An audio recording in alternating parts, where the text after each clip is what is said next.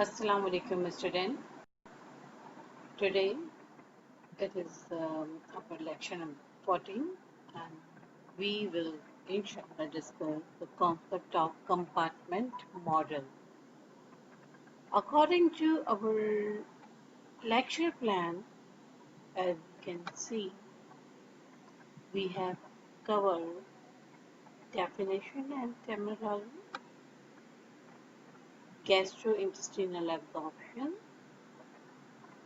biological half-life and volume of distribution, drug clearance.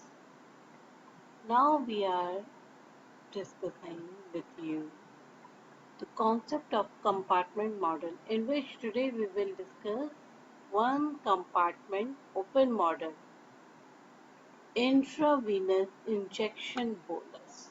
ठीक है, lecture number 14 है हमारा. स्टार्ट करते हैं. With the name of Almighty Allah, who is the most beneficent and the most merciful. औज़ु बिल्लाहि मिनश शैतानिर रजीम. बिस्मिल्लाहिर्रहमानिर्रहीम. हम अपना टॉपिक कवर करेंगे applied biopharmaceutics and pharmacokinetics, Leon Shargel 7th edition, already provided to you. इसका चैप्टर नंबर 4 है, one compartment open model intravenous bolus administration. ये David S Ashley का लिखा हुआ है चैप्टर.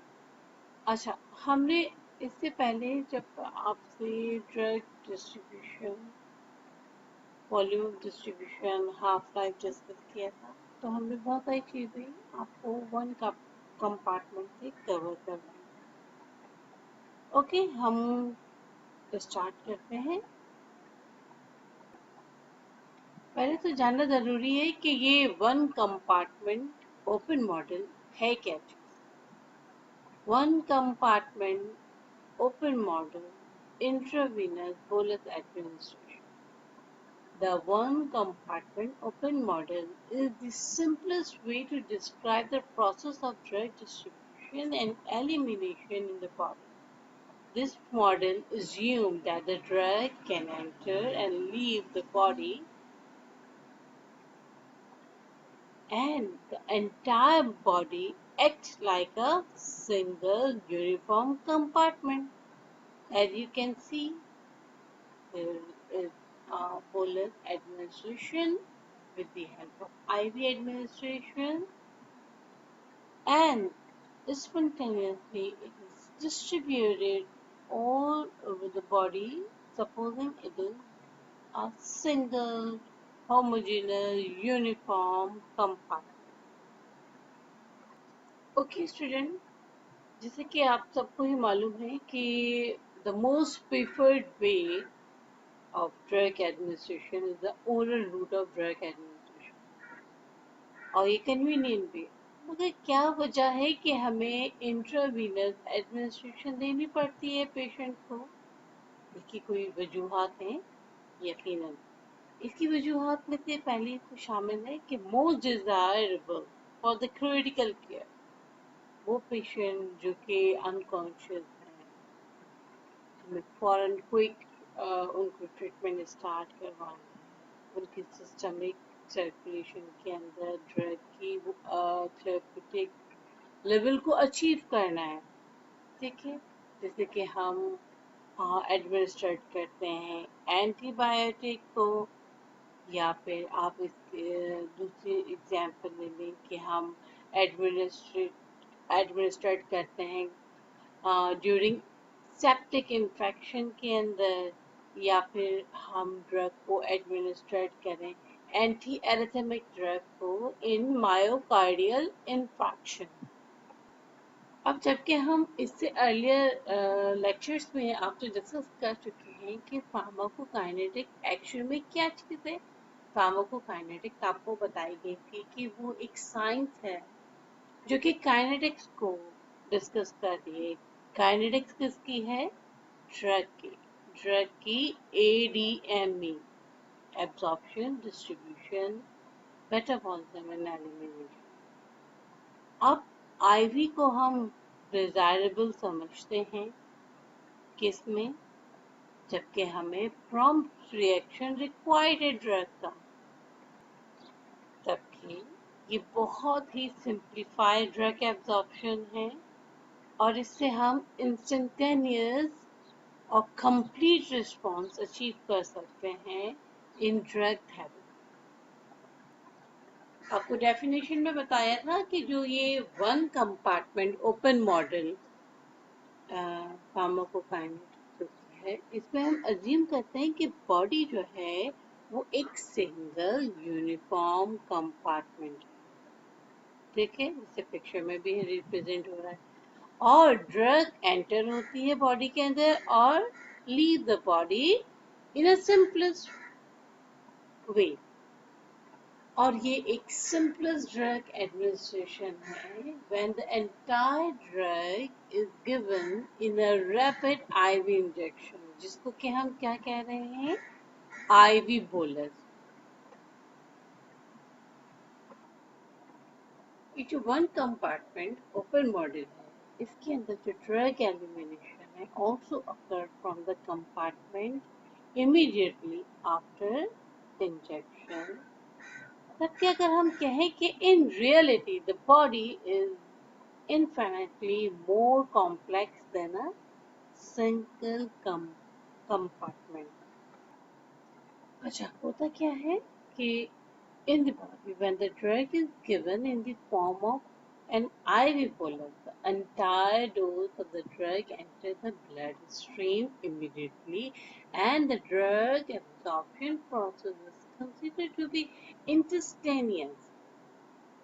बॉडी में ड्रग गई, आईवी बोलस में पूरा एंटायर जो डोज है वो एंटर होगी ब्लड स्ट्रीम में फौरन और drug absorption process start। But in most cases the drug distributes via the circulatory system to potentially all the tissues in the body। अब यकीनन तो बॉडी पूरा एक हम बॉक्स, एक पूरा कंपार्टमेंट सपोज करते हैं ड्रग डिस्ट्रीब्यूट हो, मगर ये तो हमें पता है कि ब्लड की सर्कुलेशन बॉडी के हर टिश्यू के अंदर, हर ऑर्गन के अंदर यूनिफॉर्म तो नहीं है। इसका मतलब Uptake of the drug by the various tissue organ will occur at the various rate depending upon number 1 blood flow to the tissue, lipophilicity of the drug, number 3 the molecular weight of the drug, and number 4 the binding affinity of the drug for the tissue mass। ये बात समझ में आती है कि चारों point मैंने आपको बताए कि ब्लड का फ्लो उस टिश्यू में, लिपोफिलिसिटी ऑफ द ड्रग उस और टिश्यू या ऑर्गन के साथ, molecular weight of the drug कि वो कितनी मैक्रो है के माइक्रो है और वो कितनी पेनिट्रेट करेगी, binding affinity of the drug for the tissue mass. तबकि हमें ये बात पता है कि जो ड्रग डिस्ट्रीब्यूशन है इज अ कॉम्प्लेक्स प्रोसेस। इसके अलावा if these processes are rapid enough, we can simplify our conceptualization as if the drug uniformly distributed into a single compartment of fluid। हमने आपसे इससे पहले डिस्कस किया था द वॉल्यूम ऑफ डिस्ट्रीब्यूशन, जिसको VD कहते हैं और इसको एपरेंट वॉल्यूम ऑफ डिस्ट्रीब्यूशन भी कहते हैं। तो ये जो volume of the single compartment, इसी को कहा जाता है एपरेंट वॉल्यूम ऑफ डिस्ट्रीब्यूशन, जिसको वीडी से रिप्रेजेंट करते हैं। और ये apparent volume of distribution is not an actual volume in the body but is a theoretical volume that the drug uniformly distributed to immediately after being injected into the body। जैसे ही body के अंदर जाएगा तो हमने बस suppose कर लिया कि वो यूनिफॉर्मली डिस्ट्रीब्यूट हो गया है।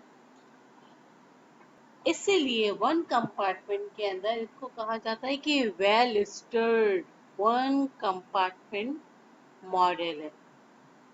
और the apparent volume of distribution is a proportional between the dose and the concentration of the drug in the plasma, जिसको कि हमने CP not, CP concentration in plasma not initial at the time immediately after being injected, ये आपसे discuss किया था हमने जब हम आपको एपरेंट वॉल्यूम डिस्ट्रीब्यूशन पढ़ा रहे तो हमने आपको बताया था कि most drug are eliminated from the body entirely through the kidney और being by metabolised in the liver, ये बात बताई थी।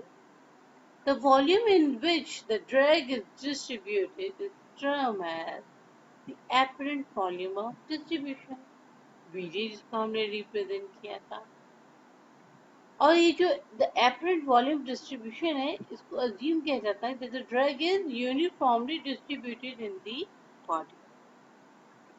अच्छा, ये जो आपको बात हमने ये भी बताई थी कि जो ये वॉल्यूम ऑफ डिस्ट्रीब्यूशन है is determined from the dose and the plasma drug concentration resulting immediately after the dose is injected, ये बात आपको बता दी गई है और यहाँ पर हमने आपको दोबारा से इसको बताया है। हम इस बात को यहाँ पर दोबारा से रिकॉल कर देते हैं कि तमाम प्रोसेसेस ऑफ ड्रग एलिमिनेशन, जिसको कि हम डिस्क्राइब करते हैं एलिमिनेशन रेट कांस्टेंट के, ये जो एलिमिनेशन रेट कांस्टेंट होता है is the proportional between the rate of the drug elimination and the amount of the drug in the body. अब जबकि amount of a drug in the body changes over the time, तो ये जो rate of the drug elimination है ये change होता है, but the elimination rate constant remain constant for the first order elimination. याद आ रहा है आपको, हमने वीडियो के अंदर आपको दिखाया था। This make it convenient to summarize the drug elimination from the body independent of the time or the amount of the drug in the body. अच्छा, ये जो वन कंपार्टमेंट मॉडल है जो कि डिस्क्राइब करता है distribution and elimination after the IV bolus dose, वो आप इस फिगर 2.1 से आसानी समझ सकते हैं कि ये आईवी बोलस एडमिनिस्ट्रेशन दी गई बॉडी को सपोर्ट किया जा रहा है one compartment in the form of a box, और ये जो फार्माकोकाइनेटिक मॉडल है ऑफ अ ड्रग एडमिनिस्ट्रेशन का, ये है रैपिड इंट्रावीनस इंजेक्शन। अच्छा, इसके अंदर डीबी क्या चीज है?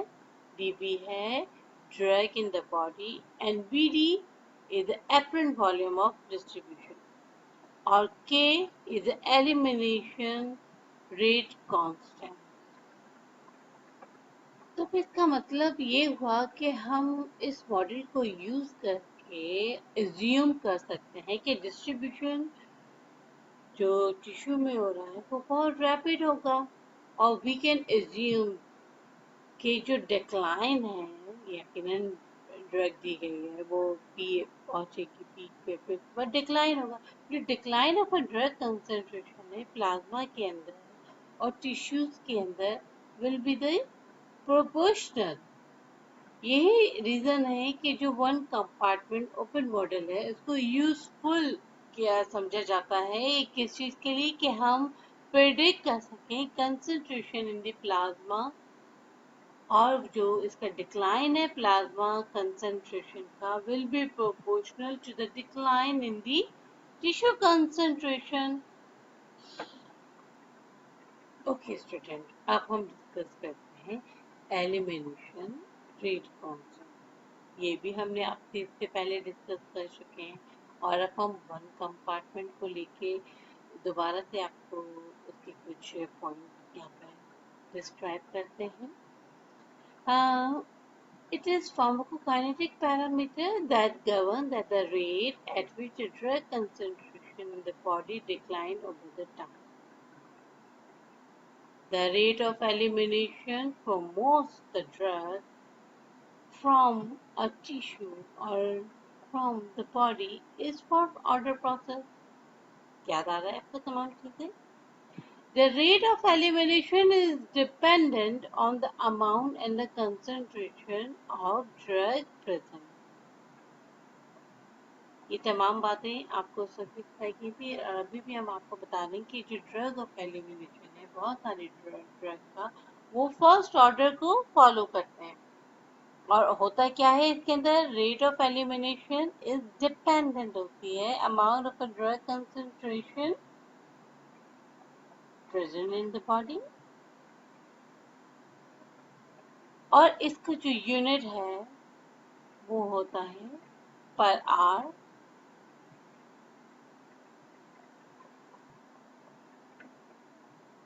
The elimination rate constant represent the sum of metabolism जिसको कि हम कहते हैं biotransformation and excretion of the active drug. K elimination rate constant is equal to Km plus Ke. Km क्या है? First order rate process of metabolism. और Ke क्या है?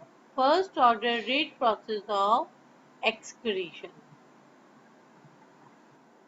ओके, अब हम इस फिगर 4.1 को आप देखिए, इसको हम मद्देनजर रखते हुए अपनी इक्वेशन को ड्रॉ करते हैं. अच्छा, अब जबकि फर्स्ट ऑर्डर एलिमिनेशन, तो हम इसको इस तरह से लिख सकते हैं कि change in drug concentration in the blood divided by T time is equal to minus K dV.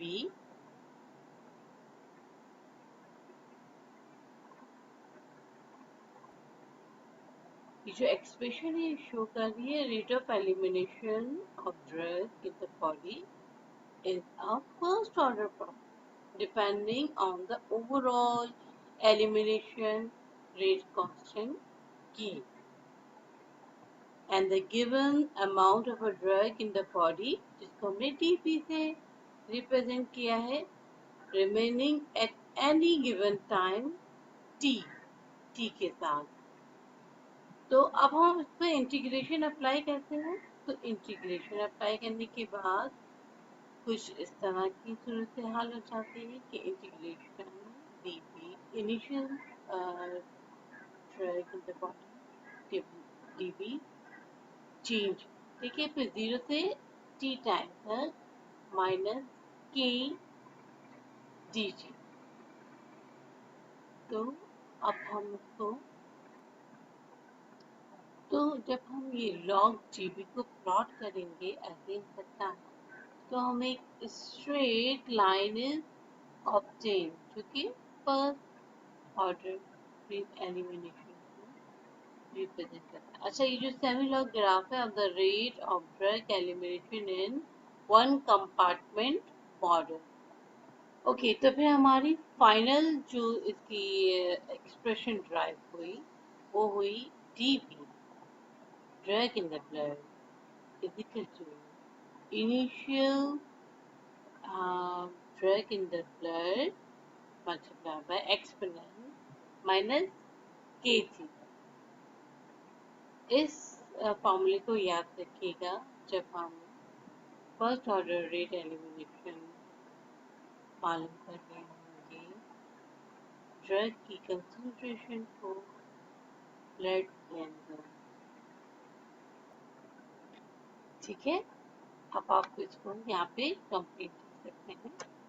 4.4 के अंदर dv is equal to dv naught x minus kc. ये जब हमने आपको एलिमिनेशन रेट कांस्टेंट पढ़ा वक्त आपको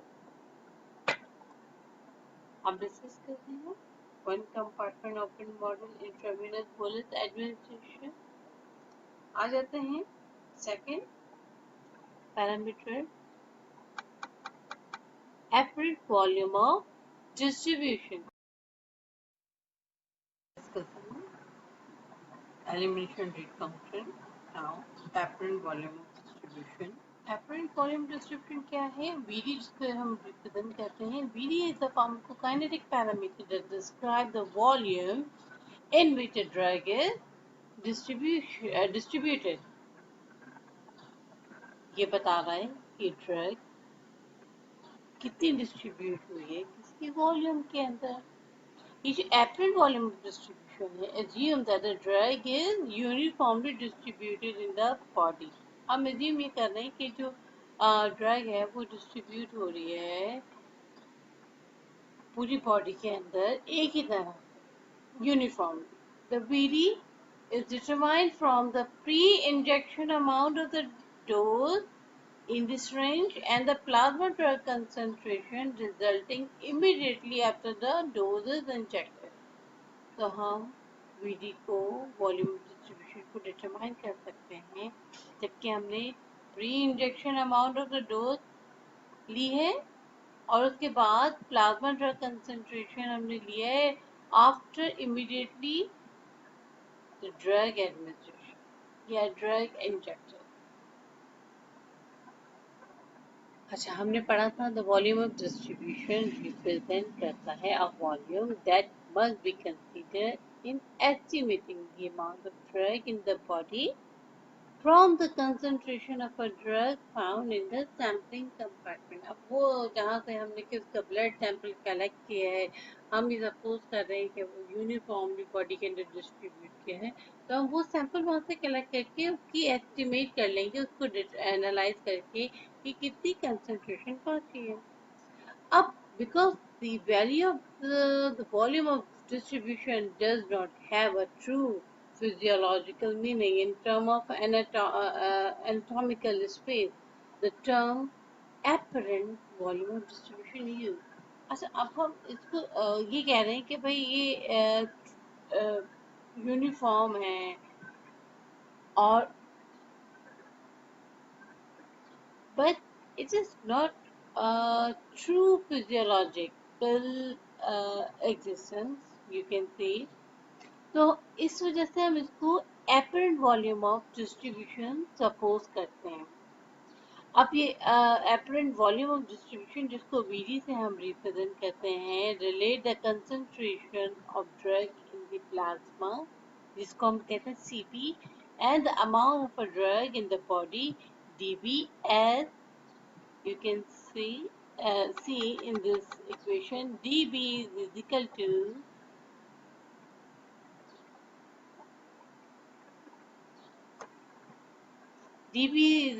to VD multiplied by CP. अच्छा, अब हम कैलकुलेट कैसे करेंगे volume of distribution in case of one compartment model हम IV एडमिनिस्ट्रेशन कह रहे हैं. तो हम with the help of this equation VD is equal to dose divided by initial plasma concentration. ठीक है, डोज जो इनिशियल डोज दी गई है जो कि ब्लड के अंदर मौजूद है D naught B divided by D naught B when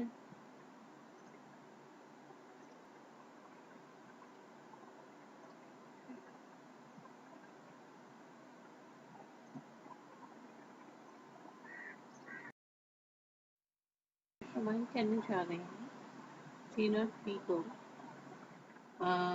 by extrapolation.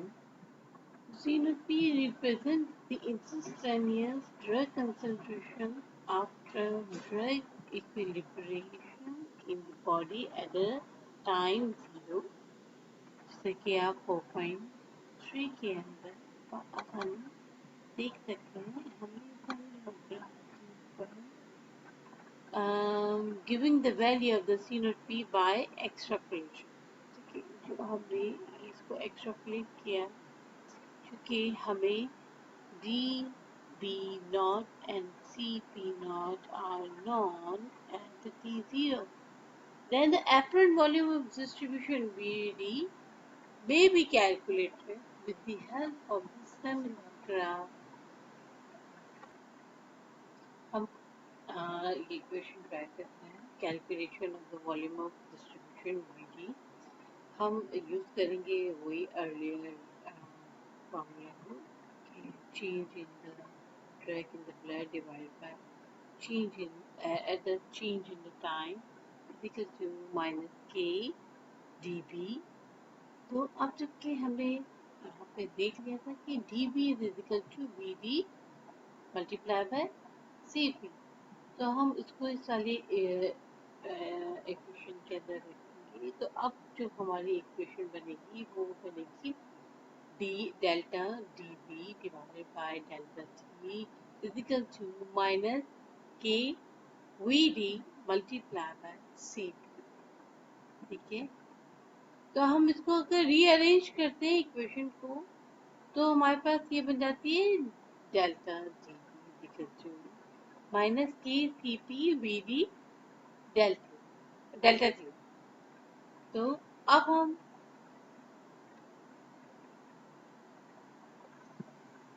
जबकि हमें ये पता है कि K elimination rate constant and V D are the constant, K and V D are the constant, तो हम क्या करेंगे, अब हम इसके ऊपर इंटीग्रेशन अप्लाई करते हैं. इंटीग्रेशन अप्लाई करने के बाद जिस रूप से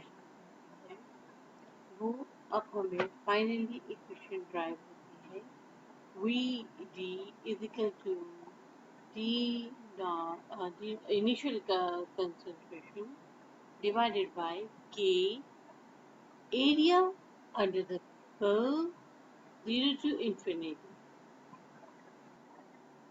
हम significance of the apparent volume of distribution को डिस्कस करते हैं. ये जो apparent volume of distribution है, it's not a true physiological volume. जैसे हमने पहले बताया था तो apparent कहा जाता है. और जो drug with a large apparent volume distribution are more concentrated in extravascular tissue and less concentrated in intravascularly. ये बात आपको हमने वीडियो से भी समझाई कि वो ड्रग जिनकी large apparent volume of distribution, तो क्या होगा, वो ज़्यादा डिस्ट्रीब्यूट हो जाएंगी एक्स्ट्रावैस्कुलर टिश्यूज के अंदर, और फिर वो जो कंसंट्रेशन है वो कम होगी इंट्रावैस्कुलर. अच्छा, तो वो जो ड्रग जो कि हाईली बाउंड होंगी टू द प्लाज्मा प्रोटीन, अब प्लाज्मा प्रोटीन से जो बाउंड होंगी तो रिमेन द वैस्कुलर रीजन, तो वो वैस्कुलर रीजन में रहेंगी, फिर वो एक्स्ट्रा वैस्कुलर रीजन में नहीं जा पाएंगी क्योंकि वो वहीं पे बाइंड हो गई है. Then C naught P will be higher, resulting in smaller afferent volume. जो afferent volume of distribution है जिसे हम BD से represent करते हैं, वो हर ड्रग का constant होता है. ठीक है, एक certain pathological condition में है जिसमें कि afferent volume of distribution for the drug may be altered. अब वो कौन सी conditions हैं?